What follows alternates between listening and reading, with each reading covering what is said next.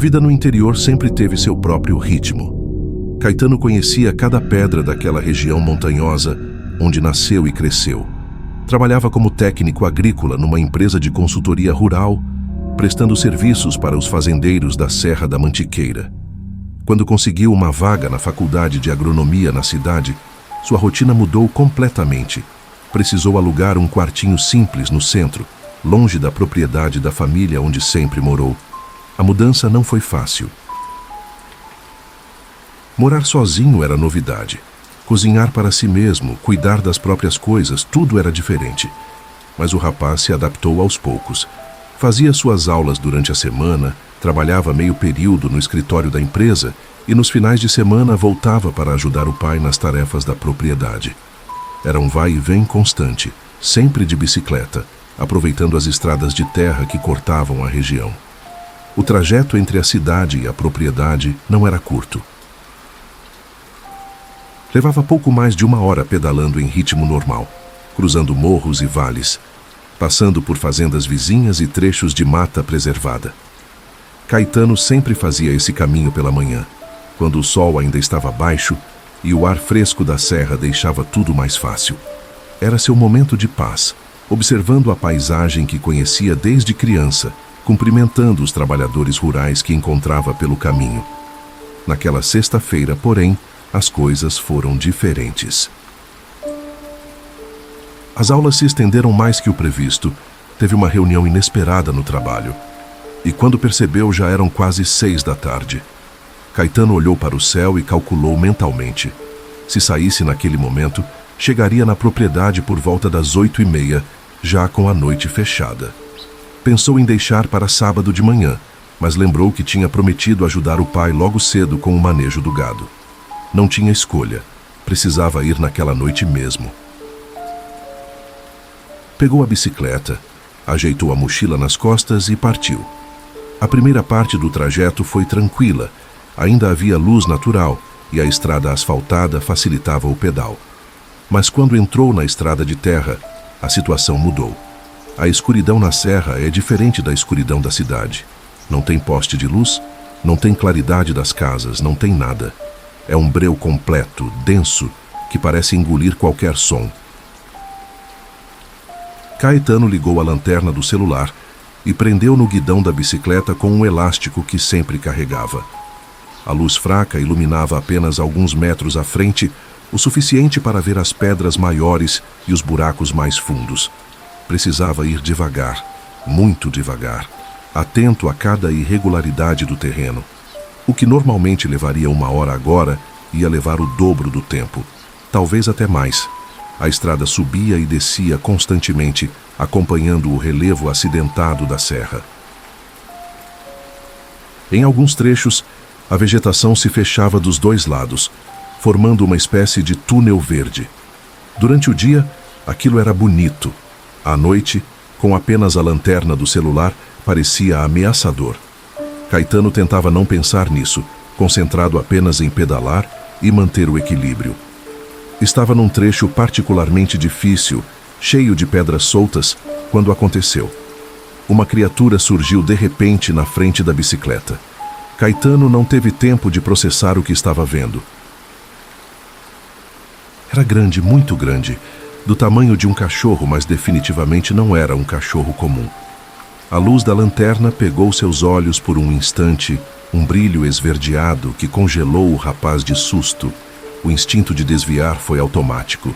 Caetano virou o guidão bruscamente para a direita, mas a velocidade e o terreno irregular não permitiram controle. A roda dianteira bateu numa pedra grande, a bicicleta se desequilibrou completamente e o rapaz sentiu o corpo sendo arremessado para fora da estrada.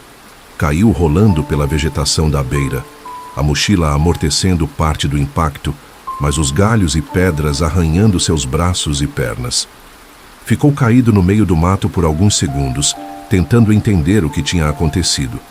A dor nos cotovelos e joelhos era intensa. Sentia um gosto de sangue na boca, onde mordeu a língua na queda. A lanterna do celular tinha se soltado e estava em algum lugar no chão, ainda acesa, criando sombras estranhas entre as folhagens. foi quando ouviu o som. Era um tipo de respiração pesada, rouca, vinda da direção da estrada. Caetano ficou imóvel, o coração batendo tão forte que parecia que ia sair do peito. A criatura estava procurando por ele. Conseguia ouvir o som de passos ou patas movendo-se devagar pela vegetação. Estava vindo na direção dele. O rapaz se arrastou o mais silenciosamente possível até uma moita densa, ignorando a dor dos ferimentos. Agachou-se ali, fazendo-se o menor possível, controlando a respiração que queria sair em golfadas. A criatura se aproximava. Através das folhas, Caetano conseguiu ver quando ela passou a poucos metros de distância. O que viu fez seu sangue gelar. A coisa estava andando em duas patas, não em quatro, como qualquer animal faria, mas ereta, como uma pessoa. Mas definitivamente não era uma pessoa. Era alto demais, tinha uma silhueta animalesca e aquela mesma respiração gutural e irregular. Caetano prendeu a respiração completamente, rezando para não ser descoberto. A criatura parou bem próxima da moita onde ele estava escondido. Ficou ali parada por um tempo que pareceu eterno, farejando o ar, a cabeça se movendo de um lado para o outro, como se estivesse detectando algo. Então, lentamente, continuou andando, afastando-se na direção oposta. Caetano esperou. Esperou até não ouvir mais nenhum som, até ter certeza de que estava sozinho. Só então se levantou devagar, as pernas tremendo tanto que mal conseguia ficar em pé. Procurou a lanterna do celular no chão, encontrou-a a alguns metros de distância, milagrosamente ainda funcionando. Precisava recuperar a bicicleta e sair dali. Voltou com cuidado até onde tinha caído. A bicicleta estava tombada na beira da estrada, o guidão torto, mas aparentemente ainda funcionando. Estava pegando ela quando o som cortou a noite.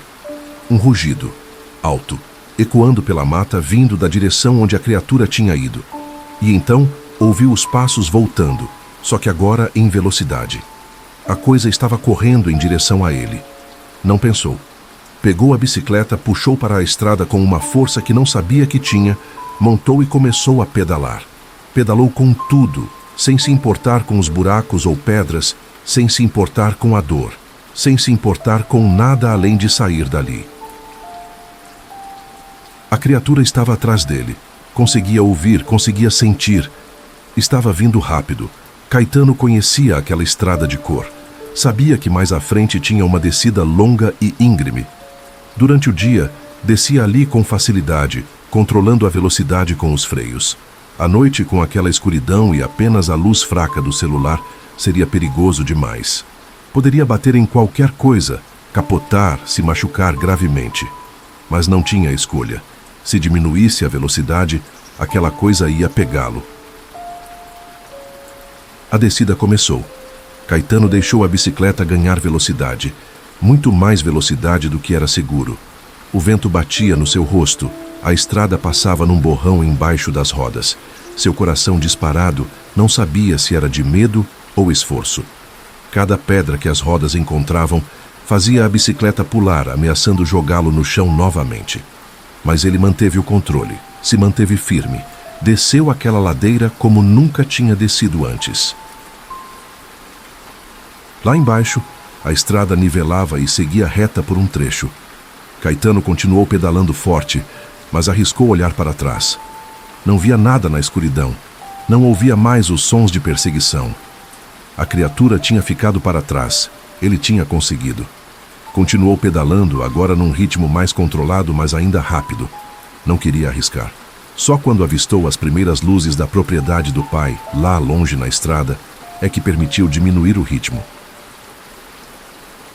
Chegou ofegante, suado, machucado, tremendo. Seus pais estavam na varanda quando ele entrou no terreiro. A mãe levou as mãos à boca ao ver o estado dele. O pai desceu rapidamente para ajudá-lo. Caetano contou tudo, sem omitir nenhum detalhe. A expressão do pai foi ficando cada vez mais séria. Depois que terminou, o pai ficou em silêncio por um momento. Então disse que já tinha ouvido falar daquela coisa. Nas últimas semanas, alguns vizinhos comentaram ter visto algo estranho nas matas. Um animal grande, ou algo parecido com animal, mas que não era normal. Alguns chamavam de lobisomem, outros diziam que era coisa da imaginação. Mas agora, com o relato do filho, ele acreditava que havia algo de verdade naquilo. Caetano nunca mais voltou para a cidade de bicicleta à noite. Passou a organizar seus horários para sempre fazer o trajeto de dia, ou, quando não era possível, pedia carona para algum vizinho que tivesse caminhonete. A estrada continuava sendo a mesma, mas ele nunca mais olhou para aquela mata da mesma forma.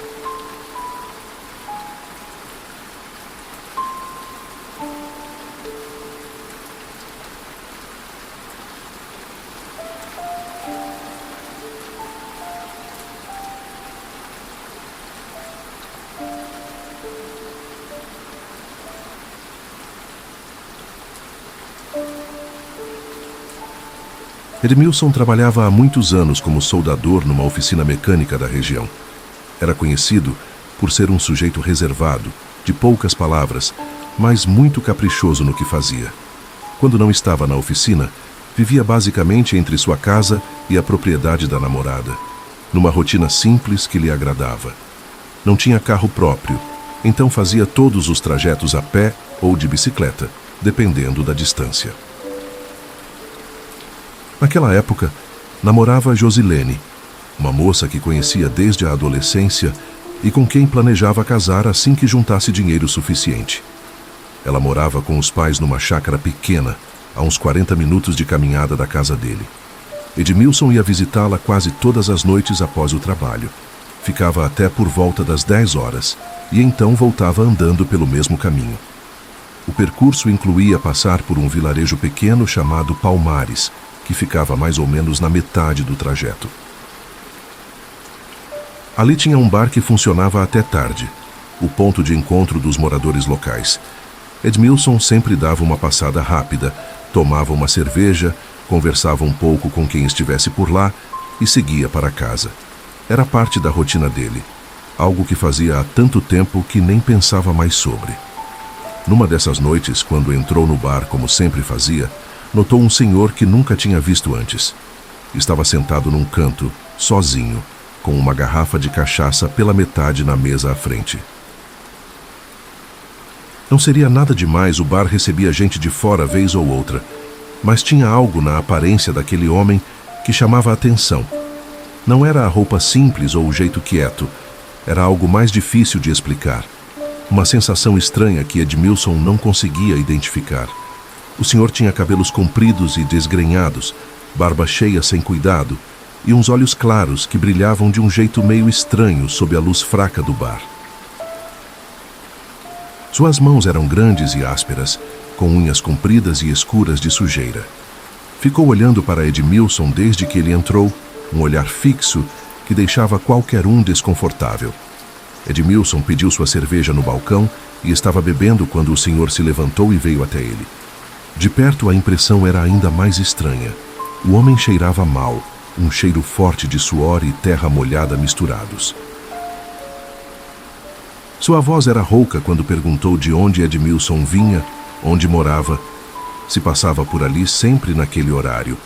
As perguntas pareceram normais demais para ser apenas curiosidade. Edmilson, sem ver malícia na situação, respondeu naturalmente.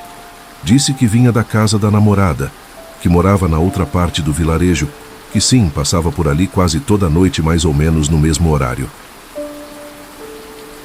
O senhor ouvia atentamente, balançando a cabeça, fazendo mais algumas perguntas sobre o caminho, sobre a estrada, sobre se tinha muita gente circulando àquela hora. Depois de alguns minutos de conversa, o senhor disse que já estava indo e saiu do bar. Edmilson voltou ao balcão e estava terminando sua cerveja quando o dono do estabelecimento se aproximou com uma expressão séria. Era um senhor gordo de meia-idade chamado Zacarias, que tocava aquele bar há décadas e conhecia todo mundo da região. Zacarias falou baixo, quase sussurrando, para Edmilson não ficar dando informação da vida dele para estranho daquele jeito.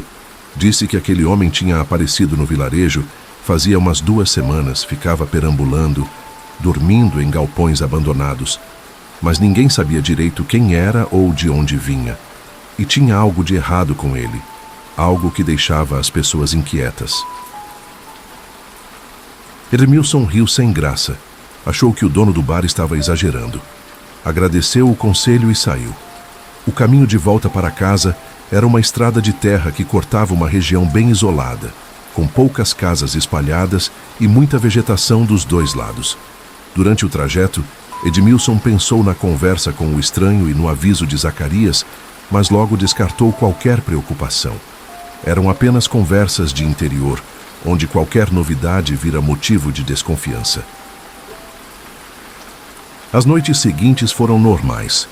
Edmilson manteve sua rotina de sempre, visitando Josilene, passando no bar, voltando para casa.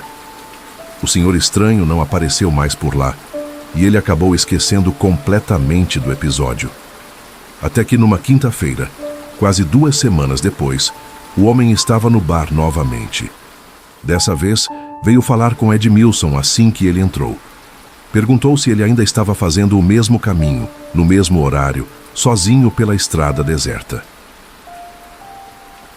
Edmilson respondeu que sim, sem pensar muito, e o senhor ficou olhando para ele de um jeito que fez o rapaz sentir um arrepio. Mas logo o homem se despediu e saiu, sumindo na escuridão da rua. Naquela noite, quando Edmilson deixou o bar e começou a caminhar pela estrada, estava mais atento que o normal. O aviso de Zacarias voltou à sua mente e, pela primeira vez, sentiu uma pontada de apreensão. A estrada estava particularmente escura, não tinha lua, e o silêncio era quebrado apenas pelo som de seus próprios passos e pelo canto distante de alguns grilos. Estava a meio caminho de casa quando ouviu. Era um som que começou baixo, distante, mas que foi crescendo. Latidos, muitos latidos. Não era o latido normal de cachorro de fazenda ou de guarda. Era aquele latido agressivo, raivoso, de quando os animais estão enfrentando algo perigoso. E vinha da direção da mata, não muito longe de onde ele estava. Edmilson parou de andar, tentando entender o que estava acontecendo. Os latidos ficavam mais intensos, mais numerosos. Parecia uma matilha inteira. E então ouviu outro som, misturado aos latidos. Um uivo. Mas não era uivo de cachorro. Era algo diferente, mais profundo, mais selvagem, que fez os pelos do braço de Edmilson se arrepiarem. O som estava se aproximando. Edmilson começou a andar mais rápido, o coração acelerando. Conseguia ouvir agora não apenas os latidos e o uivo, mas também sons de luta. Os cachorros estavam brigando com alguma coisa. Rosnados, ganidos de dor, barulho de galhos quebrando, tudo isso vindo da mata que ficava paralela à estrada. E estava vindo em direção a ele. Seja lá o que estivesse acontecendo, estava se movendo na mesma direção que ele estava indo. Edmilson começou a correr. Não pensou, não raciocinou, apenas correu. Seus pés batiam na terra da estrada, a respiração já começando a falhar, mas ele continuava, empurrado pelo medo instintivo de algo que não entendia, mas sabia que era perigoso. A briga entre os cachorros e a coisa na mata estava cada vez mais próxima. Edmilson podia ouvir tudo com uma clareza assustadora. Os ganidos dos animais, alguns já parecendo feridos, o uivo daquela criatura que não parecia pertencer a nada que ele conhecesse. E então, por cima de tudo isso, ouviu passos. Não de cachorro. Passos de algo grande, se movendo rápido entre as árvores.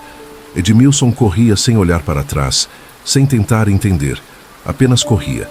Suas pernas já doíam, os pulmões ardiam pedindo ar, mas ele não podia parar. A casa estava próxima agora. Conseguia ver a luz fraca da varanda lá na frente. Só mais um pouco, só mais um pequeno esforço. Quando estava a poucos metros do portão de casa, tentou gritar por ajuda, mas o que saiu foi apenas um som rouco e fraco. Sua garganta estava seca demais, sua respiração curta demais. Tropeçou nos próprios pés na entrada do terreiro, quase caiu. segurou-se no portão. Foi quando a mãe abriu a porta da casa. Tinha ouvido o barulho lá fora, os latidos distantes, e estava preocupada. Ao ver o filho naquele estado, correu para ajudá-lo. Edmilson estava tremendo inteiro, suado, branco de susto, sem conseguir falar palavra. Ela o ajudou a entrar, sentou-o na sala, trouxe água. Só depois de alguns minutos, Edmilson conseguiu se recompor minimamente.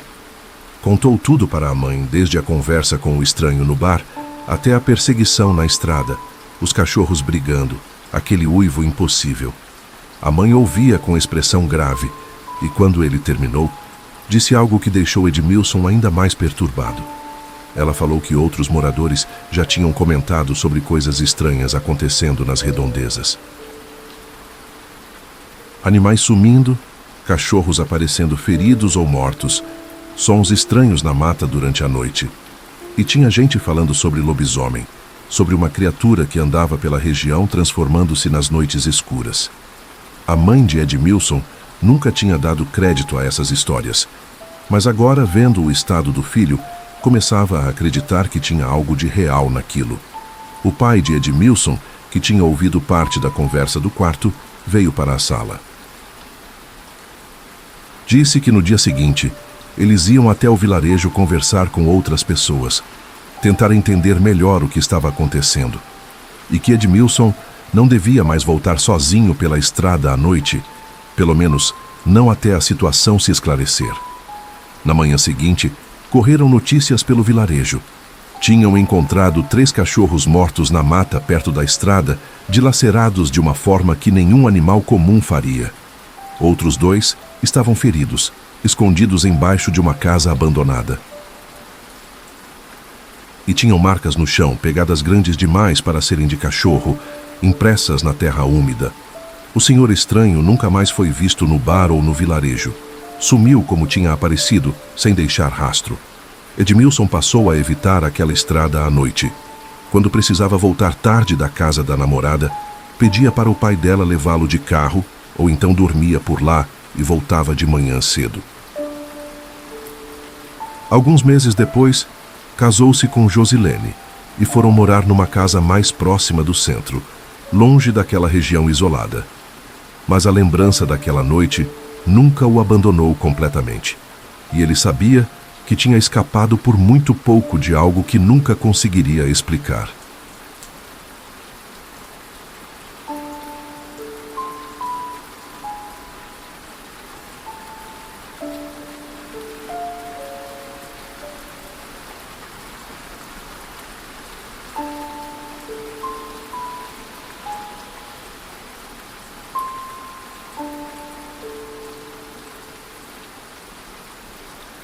Berenice trabalhava de diarista em várias casas da zona sul da cidade. Era mãe solteira de um menino esperto e comunicativo chamado Augusto, que cursava o 5º ano numa escola municipal perto de onde moravam.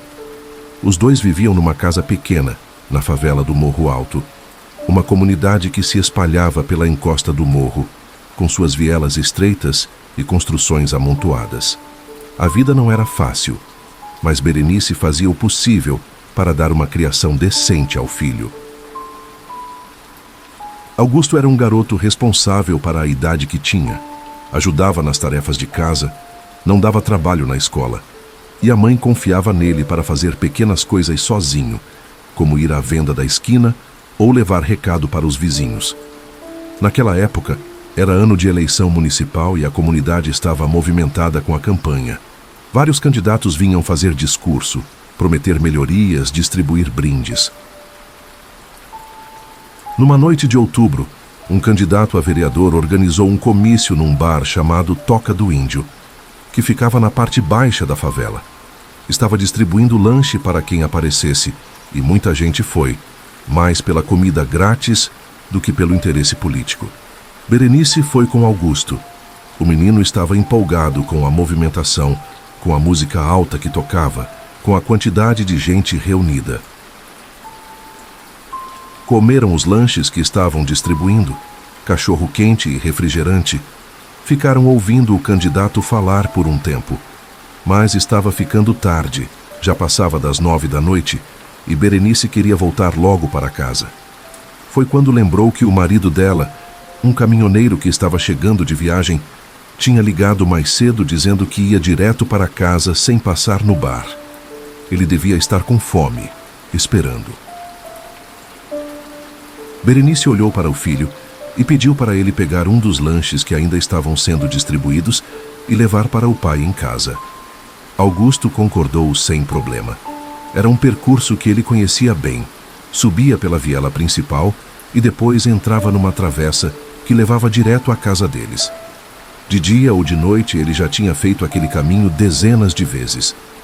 Pegou o lanche embrulhado em papel alumínio e saiu do bar, entrando na viela mal iluminada. A favela do Morro Alto era um labirinto de vielas estreitas. Algumas eram retas e curtas, outras faziam curvas estranhas e se estendiam por dezenas de metros, ladeadas por muros altos e casas amontoadas. A iluminação era precária. Alguns postes funcionavam, outros não, criando trechos de luz e sombra. Augusto conhecia cada cantinho daquele lugar, então não tinha medo de andar sozinho, mesmo à noite. A viela principal subia o morro numa inclinação constante. Augusto ia subindo tranquilo, ouvindo ao longe o som do comício lá embaixo, pensando que logo ia chegar em casa e poder assistir um pouco de televisão antes de dormir. Passou por algumas casas de vizinhos conhecidos, cumprimentou um senhor que estava sentado na porta fumando, seguiu em frente. Estava mais ou menos na metade do caminho quando algo chamou sua atenção. Não foi um som, não foi um movimento, foi uma sensação. Aquela sensação estranha de que algo não estava certo, que algo estava diferente. Augusto diminuiu o passo, olhando em volta sem entender direito o que o incomodava. Foi então que viu. No meio da viela, uns 20 metros à frente, tinha alguma coisa. No primeiro momento, seu cérebro tentou processar como sendo um cachorro grande, talvez um dos vira-latas que viviam pela comunidade. Mas quando seus olhos se ajustaram melhor à pouca luz, percebeu que não era isso. Era grande demais para ser cachorro e estava em pé. Não em 4 patas, mas ereto, parado no meio da viela como se estivesse esperando. Augusto parou completamente. Seu corpo inteiro congelou, os pés se recusando a dar mais um passo. A criatura estava parada, de frente para ele. E mesmo na pouca luz o menino conseguia distinguir uma silhueta impossível. Era alta, muito alta. Tinha que abaixar a cabeça para não bater nos fios elétricos que cruzavam a viela. Tinha uma forma vagamente humana, mas completamente errada. Os braços eram longos demais, as mãos pendiam quase até os joelhos, e o corpo todo parecia coberto por algo escuro e irregular. O que mais chamou a atenção de Augusto foram os olhos. Mesmo de longe, mesmo na escuridão, ele podia ver aqueles olhos. Eram vermelhos, não um vermelho natural de reflexo de luz, mas um vermelho que brilhava sozinho, como brasa, e estavam fixos nele. O menino não conseguia se mexer. Era como se seus músculos tivessem esquecido como funcionavam. Ficou ali plantado no chão da viela, o lanche ainda seguro na mão, olhando para aquela coisa que não devia existir. Seu coração batia tão forte que doía no peito. Sua respiração tinha virado pequenos ofegos rápidos, mas ele não conseguia gritar. Não conseguia correr, não conseguia fazer nada. A criatura se moveu. Foi um movimento pequeno, apenas ajustando a postura, mas foi suficiente para quebrar o transe de Augusto. A coisa tinha pelos pelo corpo todo, pelos escuros e falhos que deixavam a pele à mostra em alguns lugares. Quando se moveu, os músculos ondularam debaixo da pele de um jeito que nenhum humano ou animal normal teria.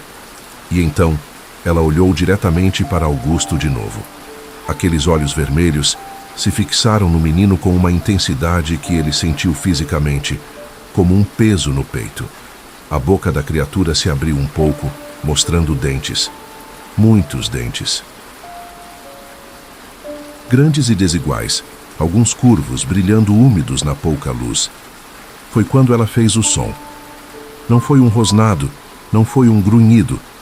Foi algo entre os dois, um som grave que começou baixo e foi subindo, enchendo a viela inteira. Era um som de garganta, molhado e vibrante, que fez cada nervo do corpo de Augusto disparar em pânico. A criatura deu um passo em direção a ele. Foi um passo lento, testando, como um predador que sabe que sua presa está encurralada.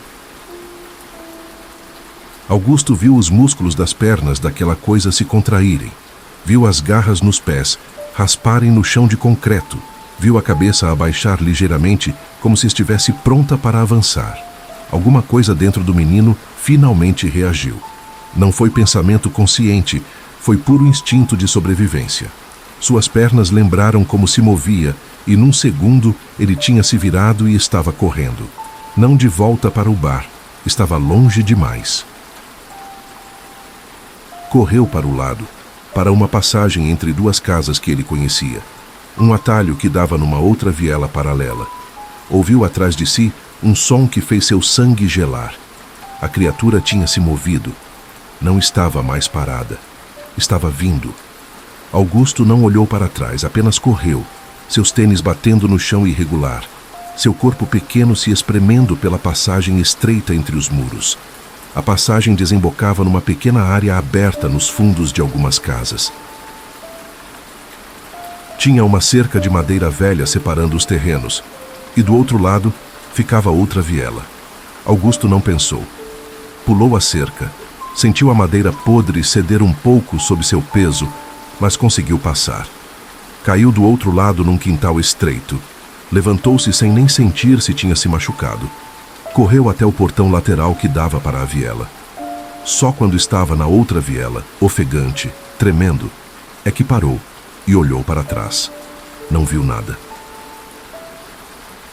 A criatura não tinha vindo por aquela passagem, ou ele tinha sido rápido demais. De qualquer forma, tinha escapado. Mas o lanche que era para levar para o pai, tinha ficado para trás. Devia ter caído quando ele correu. Augusto voltou para o bar correndo pela viela principal. Berenice estava conversando com uma vizinha quando viu o filho aparecer ofegante, pálido, tremendo.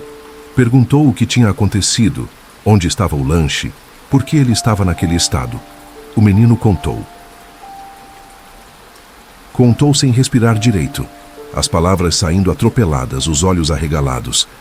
Falou da criatura na viela, dos olhos vermelhos, dos pelos falhos pelo corpo, da altura impossível, de como aquilo tinha vindo atrás dele. Berenice ouviu tudo com uma mistura de preocupação e descrença. Outras pessoas em volta tinham ouvido o relato do menino. Uma senhora comentou que nas últimas semanas tinha visto o cachorro assustado fugindo daquela região à noite. Outro homem disse que tinha ouvido barulhos estranhos, mas achava que era gente brigando. Berenice não sabia o que pensar. O filho não era de inventar histórias, mas aquilo que ele estava descrevendo parecia impossível. Augusto recusou completamente a voltar para casa pela mesma viela. Disseram que era imaginação, que tinha sido um cachorro grande no escuro, que seus olhos tinham pregado peça. Mas o menino sabia o que tinha visto. Aquilo não era cachorro. Aquilo não era nada que devesse existir. No final, um grupo de vizinhos se organizou para subir junto até a casa de Berenice. Foram em 6 ou 7 pessoas, alguns com lanternas, outros com pedaços de madeira, caminhando pela viela onde Augusto tinha visto a criatura. Não encontraram nada. Nenhum sinal, nenhuma pegada, nada. A viela estava vazia e silenciosa como sempre. Berenice levou o filho para casa e ele não quis dormir sozinho naquela noite. Ficou na sala, na rede, olhando para a porta, assustado com qualquer barulho. Nos dias seguintes, se recusou a andar sozinho pela comunidade depois que escurecia. E toda vez que precisava passar por aquela viela específica, mesmo durante o dia, acelerava o passo e olhava nervoso para os cantos escuros. Nunca mais ninguém relatou ter visto a criatura. Não houve outros incidentes. Não apareceram animais feridos. Nada. Mas Augusto nunca esqueceu. Cresceu carregando aquela memória. Aquela imagem gravada dos olhos vermelhos na escuridão. Da figura impossível parada no meio da viela. E sempre que alguém falava de lobisomem ou criatura estranha, ele se lembrava daquela noite e ficava em silêncio, porque sabia que tinha visto algo que não conseguiria explicar nem se tentasse.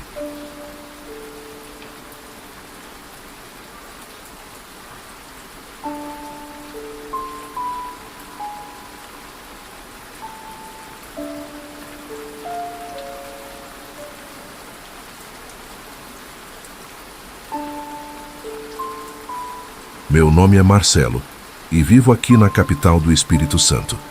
O que vou contar aconteceu no ano de 2011, numa época que minha vida estava meio parada. Fazia uns 3 meses que eu estava sem trabalhar, vivendo na casa dos meus pais, quando apareceu uma oportunidade que mudaria tudo. Um conhecido meu, rapaz que sempre teve bom faro para essas coisas, chegou com a notícia de que uma construtora estava recrutando gente para uma obra grande no interior de Minas Gerais. Era serviço pesado, mas pagava bem. Naquela situação, qualquer chance era boa demais para deixar passar. A empresa estava ampliando uma fábrica numa cidade do Vale do Rio Doce, região que eu nem conhecia direito. Juntei minhas coisas, peguei o ônibus com meu conhecido e fui tentar a sorte.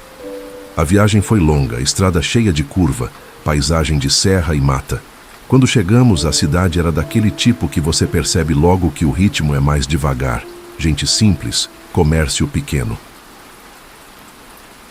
Fiz a entrevista e consegui a vaga como operador de máquina pesada. A construtora oferecia alojamento para os trabalhadores que vinham de fora. Então, não precisei me preocupar com aluguel. Dormia num galpão adaptado junto com outros 7 homens, todos peões como eu. Era uma vida meio sem graça, para falar a verdade. Acordava cedo, trabalhava o dia inteiro no sol quente, voltava cansado, tomava banho e ficava por ali mesmo. Meu conhecido, que vou chamar de Bernardo, era casado e só via a esposa quando tinha folga mais longa. Ele voltava para a casa dela, que morava em outra cidade. Eu estava solteiro, sem compromisso nenhum, e aquela rotina começou a pesar. Longe de casa, sem nenhuma distração, os dias eram todos iguais. Trabalho, alojamento, trabalho, alojamento. A saudade apertava, a solidão também. Para não ficar só naquela mesmice, de vez em quando a gente dava uma saída. Tinha uns bares na cidade, onde dava para tomar uma cerveja, jogar conversa fora, esquecer um pouco do cansaço. Mas tinha também outros lugares, do tipo que a gente não comenta muito abertamente. Eram casas onde moças ofereciam companhia mediante pagamento. Não vou fingir que não frequentei esses locais. A necessidade era real, e a gente estava longe de tudo e de todos. Não estou orgulhoso disso, mas é a verdade. Numa certa noite de sexta-feira, eu e o Bernardo resolvemos sair. Terminamos o expediente, nos arrumamos e fomos para um bar no centro da cidade. O lugar era simples, mesas de plástico, cervejas geladas, música tocando num volume razoável. Ficamos ali bebendo, jogando conversa fora sobre a obra, sobre a vida, sobre as saudades de casa. O tempo foi passando e nem percebemos. Quando demos conta, já era tarde e estávamos meio alterados pela bebida. Foi aí que o Bernardo teve uma ideia. Ele conhecia uma casa ali perto, um estabelecimento que ele já tinha visitado outras vezes, mesmo sendo casado. Disse que o lugar era discreto, que as moças eram simpáticas, que valia a pena conhecer. Eu, já meio tonto da cerveja, aceitei sem pensar muito. Pagamos a conta e saímos andando pelas ruas meio vazias daquela cidade do interior. O local ficava num bairro mais afastado do centro, lugar onde as ruas eram mal iluminadas e as casas ficavam mais espaçadas. Não tinha quase ninguém circulando por ali àquela hora. Andamos uns 10 minutos até chegarmos numa casa que, de fora, parecia comum. Portão simples, muro baixo, nada que chamasse atenção. Mas quando entramos, a realidade era outra. Por dentro, a casa tinha uma decoração peculiar. Luzes vermelhas deixavam o ambiente meio sombrio, tinha uma música baixa tocando e havia várias moças circulando entre as mesas. Alguns homens já estavam ali, sentados, bebendo, conversando com as mulheres. Nós sentamos numa mesa vazia e logo duas moças se aproximaram. Elas eram simpáticas, puxaram conversa, ofereceram bebida. O Bernardo parecia estar à vontade, conhecia o esquema. Eu fiquei mais na minha no começo, mas logo relaxei. Depois de um tempo conversando e bebendo mais um pouco, uma das moças me convidou para ir até um dos quartos. Eu aceitei. Levantei da mesa e segui ela por um corredor estreito até um cômodo nos fundos da casa.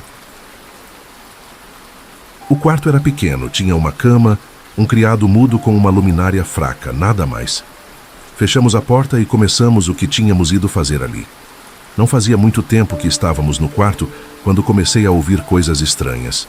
Primeiro foi a voz do Bernardo. Ele estava me chamando de algum lugar da casa, mas a voz dele soava distante, meio abafada. Achei aquilo estranho, porque tínhamos acabado de nos separar. Parei o que estava fazendo por um instante, tentando entender de onde vinha aquele som. A moça também percebeu que algo não estava certo. De repente, escutei um barulho forte, como se alguém tivesse arrombado uma porta. Logo em seguida veio uma gritaria. Várias vozes ao mesmo tempo, pessoas correndo, móveis sendo arrastados. O caos se instalou rapidamente. Pensei que fosse a polícia invadindo o local, coisa que acontece de vez em quando nesses lugares. Ou talvez algum cliente descontrolado causando confusão. Pulei da cama e comecei a vestir minha roupa correndo, tentando entender o que estava acontecendo. Abri a porta do quarto e saí para o corredor. O que eu vi naquele momento me deixou completamente sem reação. Ali, parado no meio do corredor, havia uma criatura que não pertencia a este mundo. Era um animal enorme, peludo, que andava sobre duas patas traseiras como se fosse gente. A altura dele era impressionante. A cabeça quase encostava no teto, e aquele teto não era baixo. O corpo era desengonçado. Os movimentos eram estranhos, meio tortos. Os braços eram compridos demais, as garras enormes.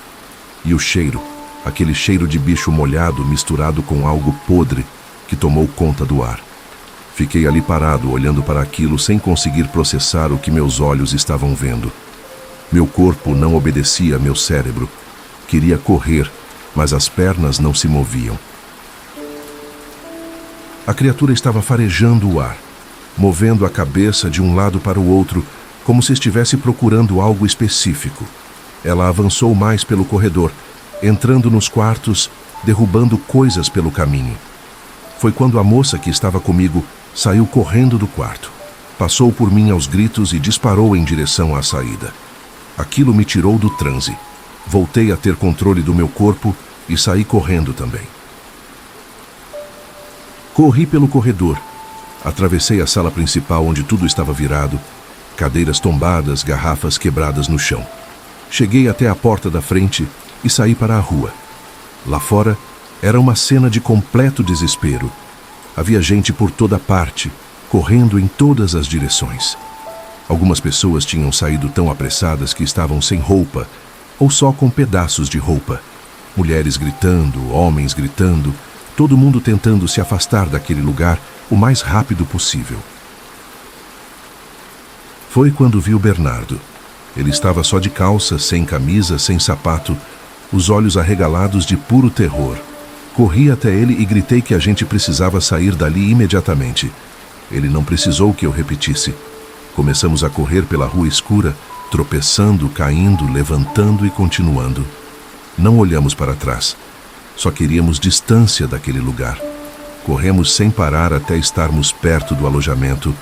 Só então diminuímos o ritmo, ofegantes, com o coração disparado. Encostamos num muro para recuperar o fôlego. Foi aí que percebi que tinha perdido meu celular na correria. Provavelmente caiu no quarto ou no corredor quando eu estava me vestindo apressado, mas não tinha a menor intenção de voltar lá para procurar. Aquele aparelho podia ficar lá para sempre. Chegamos no alojamento ainda tremendo. Os outros trabalhadores que estavam lá estranharam nosso estado, mas não fizemos questão de explicar nada naquela noite. Só queríamos tomar um banho, nos acalmar e tentar dormir, embora eu soubesse que o sono seria difícil depois daquilo. No dia seguinte, quando o sol já estava alto e a luz do dia trazia um pouco de normalidade de volta, eu e o Bernardo conversamos sobre o que tinha acontecido. Ele me contou que estava num quarto com uma das moças quando ouviu um barulho muito forte vindo dos fundos da casa. Parecia que alguém tinha arrombado a porta das traseiras com uma força brutal. Ele pensou que fosse ladrão ou polícia, então saiu do quarto para ver o que estava acontecendo. Foi quando ele viu a criatura pela primeira vez. Estava ali, entrando pela porta arrombada dos fundos. Aquela coisa enorme e peluda que não deveria existir. O Bernardo disse que não teve dúvida nenhuma do que era aquilo. Tinha crescido ouvindo histórias no interior, sabia das lendas, mas nunca acreditou de verdade. Até aquela noite. Aquilo era um lobisomem. Não tinha outra explicação possível. A forma, o tamanho, o jeito que se movia, tudo batia com as histórias antigas. Nos dias seguintes, a cidade inteira estava comentando o que tinha acontecido. A notícia se espalhou rápido. O dono da casa tentou abafar o caso, mas era impossível. Tinha gente demais envolvida, muita testemunha. As pessoas começaram a relatar que aquela mesma criatura tinha sido vista rondando outras casas na região, sempre à noite, sempre assustando quem tinha o azar de cruzar seu caminho. Eu parei completamente de sair à noite depois disso. Ficava no alojamento, conversava com os colegas, assistia televisão, qualquer coisa menos andar pelas ruas escuras daquela cidade. O Bernardo também mudou seus hábitos. Ele parou de frequentar aqueles lugares, passou a ser mais discreto, mais cuidadoso. O medo tinha se instalado de verdade. A obra durou mais 2 meses depois daquele episódio. Foram 2 meses de trabalho tenso, sempre olhando para os lados quando escurecia, sempre apressado para voltar ao alojamento antes que a noite caísse completamente. Quando a empreitada finalmente terminou e recebi meu pagamento, não pensei 2 vezes. Juntei minhas coisas e voltei para minha cidade o mais rápido possível. Hoje vivo com minha companheira. Tenho uma vida mais tranquila, mais normal.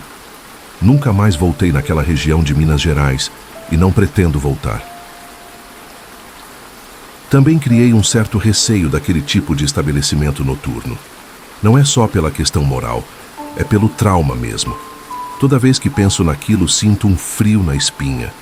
Sei que muita gente não vai acreditar nessa história. Vão achar que é invenção, exagero de quem bebeu demais. Mas eu estava lá. Eu vi com meus próprios olhos. E o Bernardo também viu. 2 pessoas sóbrias não têm a mesma alucinação ao mesmo tempo. Aquela criatura existe. Não sei de onde vem, não sei como funciona. Não sei por que apareceu justamente naquele lugar naquela noite. Mas ela é real. O lobisomem não é só história para assustar criança. É algo que anda por aí, nas sombras, nos lugares escondidos, esperando o momento certo para aparecer. E quando aparece, deixa um rastro de terror que ninguém consegue esquecer. Eu não esqueci e nunca vou esquecer.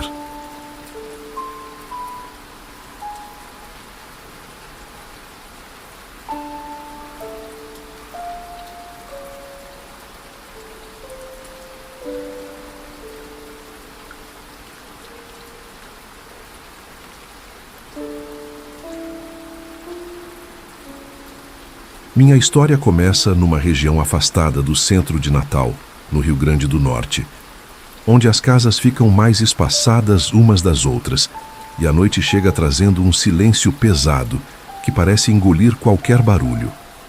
Eu sempre trabalhei com comércio, passava o dia inteiro na loja e voltava para casa cansado, mas nunca tinha vivido nada que me fizesse questionar o que é real e o que não é. Sempre fui daqueles que acreditam só no que veem, sabe como é. As histórias que o pessoal mais velho contava sobre bichos estranhos na mata, sobre criaturas que apareciam de noite, tudo isso para mim não passava de conversa para assustar criança. Mas teve um período da minha vida que mudou completamente esse pensamento. E até hoje, quando lembro, sinto um arrepio na espinha. Tenho uma tia por parte de mãe, a Berenice, que sempre foi uma mulher forte e trabalhadora. Ela criou o filho sozinha depois que o marido faleceu num acidente de trabalho e nunca deixou faltar nada para o rapaz. A casa dela ficava a poucos quarteirões da nossa, num bairro simples, mas onde todo mundo se conhecia. O filho dela, meu primo Tadeu, era apaixonado por futebol desde pequeno. Vivia jogando bola na rua com os meninos da vizinhança e sonhava em se tornar jogador profissional. Ele tinha talento de verdade. Todo mundo que via ele jogar falava que o menino tinha futuro. Quando surgiu a oportunidade de fazer um teste numa escolinha grande da capital, ele não pensou duas vezes e foi tentar a sorte. Foi justamente na época que o Tadeu viajou que a tia Berenice começou a passar mal. Ela já vinha sentindo umas dores no peito e falta de ar, mas não dava muita importância porque achava que era cansaço do trabalho. Só que de repente a situação piorou e ela teve que ficar de repouso em casa.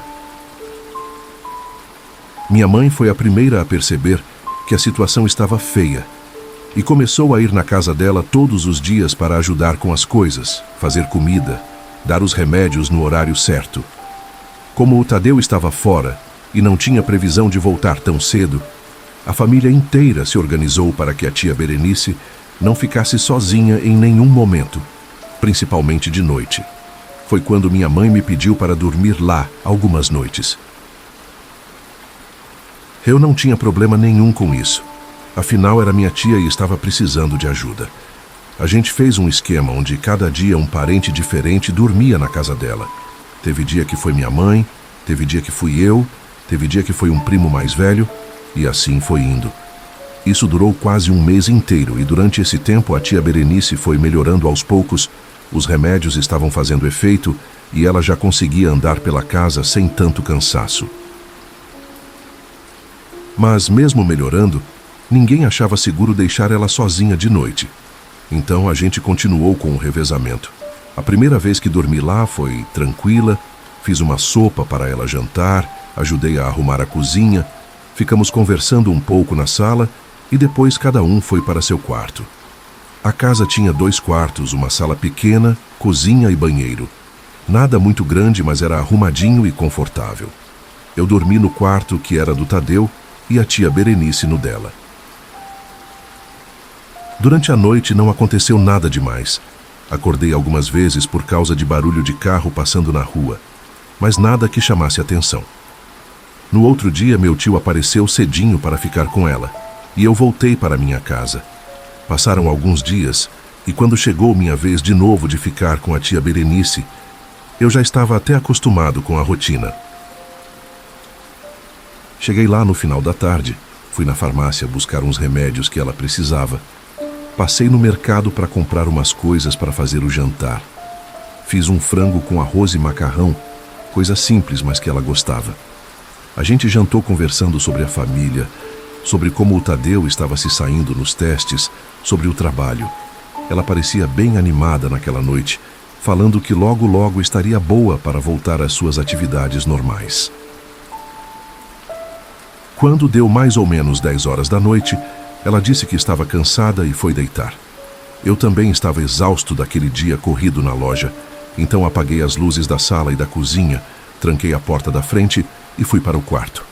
Deitei na cama pensando que ia apagar rapidinho como sempre, mas alguma coisa não me deixava pegar no sono direito. Fiquei ali rolando de um lado para outro, tentando achar uma posição confortável, mas tinha uma sensação estranha no ar, como se alguma coisa não estivesse certa. Foi quando escutei um barulho vindo da rua. Eram passos, mas não eram passos normais de pessoa caminhando. Era algo mais rápido, mais pesado, como se alguém ou alguma coisa estivesse correndo com força. O barulho começou do outro lado da rua e foi se aproximando cada vez mais da casa. Eu sentei na cama prestando atenção, achando que podia ser cachorro de rua ou algum bêbado voltando para casa. Mas o barulho parou bem em frente ao portão da casa da minha tia. Fiquei ali parado esperando ver o que ia acontecer, mas não aconteceu mais nada. Depois de uns minutos, tudo ficou em silêncio de novo, e eu acabei achando que tinha sido impressão minha, deitei e consegui dormir. No dia seguinte, quando meu tio chegou, Comentei com ele sobre o barulho que tinha escutado. Ele deu risada e disse que devia ter sido algum animal mesmo, que aquela região tinha bastante cachorro de rua que ficava andando de madrugada. Eu concordei com ele e voltei para casa. Quando cheguei em casa, contei para minha mãe também, mas ela disse que quando tinha dormido lá não tinha escutado nada fora do normal. Fui levando a vida e acabei esquecendo completamente daquele episódio, afinal não tinha acontecido nada demais. Passou mais ou menos uma semana e era minha vez de novo de dormir na casa da tia Berenice. Dessa vez eu estava mais tranquilo, já conhecia a rotina toda e sabia que era só questão de passar a noite ali para ajudar. Cheguei de tarde, fiquei com ela o dia todo. Fiz as coisas da casa, preparei o jantar. A gente ficou conversando na sala até tarde. Ela estava muito melhor do quadro dela, já respirava sem dificuldade e até o ânimo tinha voltado. Comentei que logo ela não ia precisar mais da gente dormindo lá todo dia. Quando deu quase 11 horas da noite, ela foi dormir e eu também resolvi ir deitar. Apaguei todas as luzes da casa, tranquei tudo e fui para o quarto. Mas dessa vez eu estava mais atento, não sei explicar direito, mas tinha uma sensação no ar que me deixava inquieto. Deitei na cama, mas não conseguia relaxar de jeito nenhum. Foi quando escutei de novo aquele mesmo barulho da outra vez. Passos rápidos vindo do outro lado da rua, correndo na direção da casa. Sentei na cama na mesma hora e fiquei prestando atenção. O barulho se aproximou e dessa vez não parou no portão. Eu escutei claramente os passos contornando a casa toda, como se alguma coisa estivesse andando ao redor dela. Meu coração começou a bater mais rápido e eu pensei que podia ser ladrão tentando ver se tinha como entrar. Levantei devagar da cama e fiquei parado no meio do quarto tentando ouvir melhor. Foi quando vi uma sombra grande passar em frente à janela do quarto. A persiana estava aberta e dava para ver o quintal iluminado pela luz da rua. A sombra era grande demais para ser de uma pessoa normal. Gelei na hora. A coisa parou bem na frente da janela e foi quando eu vi algo que nunca vou esquecer na vida. 2 olhos vermelhos brilhando no escuro, fixos na direção da janela, como se estivessem procurando alguma coisa dentro do quarto. Não eram olhos de cachorro, não eram olhos de nenhum bicho que eu conhecia. Era uma cor vermelha viva, que brilhava sozinha mesmo sem luz batendo nela. Fiquei paralisado olhando para aqueles olhos, sem conseguir me mexer. Não sei quanto tempo passou, pode ter sido alguns segundos ou alguns minutos, mas pareceu uma eternidade. Quando finalmente consegui reagir, saí do quarto e fui direto para o quarto da minha tia. Abri a porta devagar e vi que ela estava acordada, sentada na cama com uma expressão de puro terror no rosto. Quando ela me viu, colocou o dedo na frente da boca pedindo silêncio. Sentei na beira da cama dela e ficamos os dois ali parados, sem fazer barulho. Dava para ver pela janela do quarto dela as sombras passando do lado de fora. A criatura estava rondando a casa inteira. A gente escutava os passos, escutava um som de unhas ou garras arranhando a parede do lado de fora. Escutava uma respiração pesada e rouca que vinha de vez em quando. Aquilo parecia estar procurando alguma forma de entrar, testando as janelas, cheirando as portas. Fiquei com a tia Berenice no quarto dela a noite toda. Nenhum dos dois pregou o olho. A criatura ficou ali fora durante horas, andando de um lado para outro, arranhando as paredes, parando nas janelas. Só quando começou a clarear o dia, lá pelas 5 da manhã, é que os barulhos foram diminuindo até parar completamente. Esperamos mais um tempo até ter certeza que tinha ido embora mesmo. Quando o sol já estava alto e tudo parecia normal de novo, minha tia finalmente falou comigo. A voz dela estava baixa e trêmula. Ela me perguntou se eu sabia o que era aquilo. Eu disse que não fazia ideia, que nunca tinha visto nem escutado nada parecido na vida. Foi quando ela respirou fundo e me disse, com toda a seriedade do mundo, que aquilo só podia ser lobisomem. Eu quase dei risada, mas quando olhei para o rosto dela e vi o quanto ela estava abalada, Segurei o riso. Ela continuou falando. Disse que, quando era bem nova, ainda criança, tinha visto esse tipo de criatura uma vez e que nunca mais na vida tinha visto de novo. Disse que sabia reconhecer, que não tinha como confundir com nenhum outro animal. Eu tentei argumentar que lobisomem não existia, que era coisa de história antiga. Mas ela balançou a cabeça e disse que eu tinha visto aqueles olhos tanto quanto ela, que eu tinha escutado os mesmos barulhos. Quando minha mãe chegou de manhã para revezar comigo, a gente contou tudo para ela. Ela ficou assustada e foi logo verificar do lado de fora da casa. Quando voltou, estava pálida. Disse que as paredes estavam cheias de marcas fundas de arranhões, marcas que não estavam ali antes. Não eram arranhões de gato nem de cachorro. Eram marcas grandes e profundas, como se tivessem sido feitas por garras enormes. Minha mãe decidiu na hora que não era seguro a tia Berenice continuar sozinha naquela casa, mesmo com alguém dormindo com ela. A gente praticamente obrigou ela a juntar as coisas e ir ficar na casa da minha mãe até o Tadeu voltar da capital e até ela estar totalmente recuperada. Ela não quis muito no começo. Dizia que ia dar trabalho.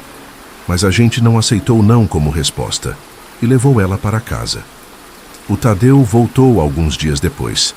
Não tinha conseguido passar no teste, mas disse que ia tentar de novo em outra oportunidade. Quando contamos para ele tudo o que tinha acontecido, ele ficou surpreso, mas disse que nunca tinha visto nem escutado nada estranho naquela casa antes. Disse que morava ali a vida toda e nunca tinha percebido nada de diferente. Nenhum barulho suspeito, nenhuma sombra estranha, nada. Passaram vários meses depois desse acontecimento. A tia Berenice ficou morando com minha mãe por um bom tempo, até se recuperar completamente. Quando finalmente voltou para a casa dela com o Tadeu, os dois nunca mais relataram ter visto ou escutado qualquer coisa parecida com aquela noite.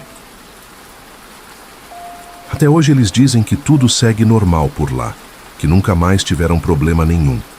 Eu sei que muita gente não vai acreditar nessa história. Eu mesmo não acreditaria se alguém me contasse antes de ter vivido isso. Mas eu vi aqueles olhos vermelhos brilhando no escuro. Eu escutei aqueles passos rondando a casa. Eu vi as marcas de garras nas paredes. Não vi a criatura por completo. Mas o que eu vi foi o suficiente para mudar completamente minha forma de ver o mundo. Hoje eu não duvido mais de nada que as pessoas contam sobre bichos estranhos que aparecem de noite. Às vezes fico pensando no porquê daquela criatura ter aparecido justamente naquelas noites. Será que ela estava vigiando a casa há mais tempo e só resolveu se aproximar quando percebeu que o Tadeu não estava mais lá? Será que ela sabia de alguma forma que tinha só uma mulher doente e um parente cuidando dela? Nunca vou saber a resposta para essas perguntas. O que sei é que tivemos sorte daquela coisa não ter conseguido entrar na casa. Não quero nem imaginar o que teria acontecido se ela tivesse achado uma janela aberta ou uma porta mal trancada. A tia Berenice nunca mais quis falar muito sobre aquela noite. Ela guarda aquela lembrança como algo que prefere esquecer, mas eu sei que ela pensa nisso de vez em quando, assim como eu. Tem noites que acordo de madrugada e fico prestando atenção nos barulhos da rua, sempre com um pé atrás esperando escutar aqueles passos de novo. Mas até hoje, nunca mais escutei nada parecido. Essa experiência me ensinou que o mundo é muito maior e mais estranho do que a gente imagina. Tem coisas por aí que a gente não entende, que a ciência não explica, que fogem de toda a lógica. E o pior é saber que essas coisas andam por aí, escondidas na escuridão, esperando o momento certo para aparecer. Eu não desejo para ninguém passar pelo terror que eu e minha tia passamos naquela noite. Foi uma das piores experiências da minha vida, e até hoje carrego essa marca. O lobisomem de Natal existe, eu vi com meus próprios olhos, e isso é algo que vou levar comigo para o resto da vida.